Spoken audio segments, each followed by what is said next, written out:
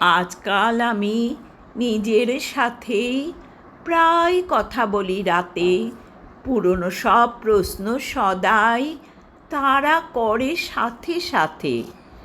প্রশ্নটা ছিল সকলের কাছে বড় ব্যাকুলতা নিয়ে। মা দুর্গা যখন অসুরের সাথে যুদ্ধ করেন মহাতাণ্ডবে, রণহুঙ্কারে দাপিয়ে বেড়ান স্বর্গ মত্ত পাতালে, সেই মহারণে একা কেন মাঝে অস্ত্র ধরেন দুষ্ট দমনে? স্বামী তার কেন শুয়ে থাকে বলো হাত দুটো জোড়া করে? সবাই তাদের উত্তরগুলো নিজের মতো সাজায়। আমার মনটা মেনে নেয় না যে, প্রতিবাদ করে যায়। আজও কেন যেন সেই প্রশ্নই বড় বেশি মনে আসে।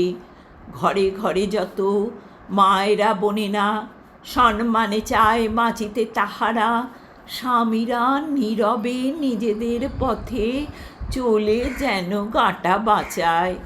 নারী স্বাধীনতা বড় মুখ করে গলাটা সানায় ডায়াসে দাঁড়িয়ে, ঠিক তারপরে নিজেদের ঘরে বিপরীত কথা বলে।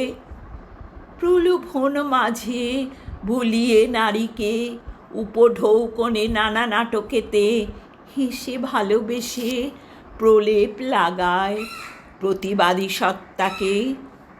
প্রশ্নটা তাই ঘুরে ফিরে আসে, যে মাতৃগর্ভে জন্ম তাদের, তাকে অপমান করে যাওয়া কি গো পুরুষের শোভা পায়?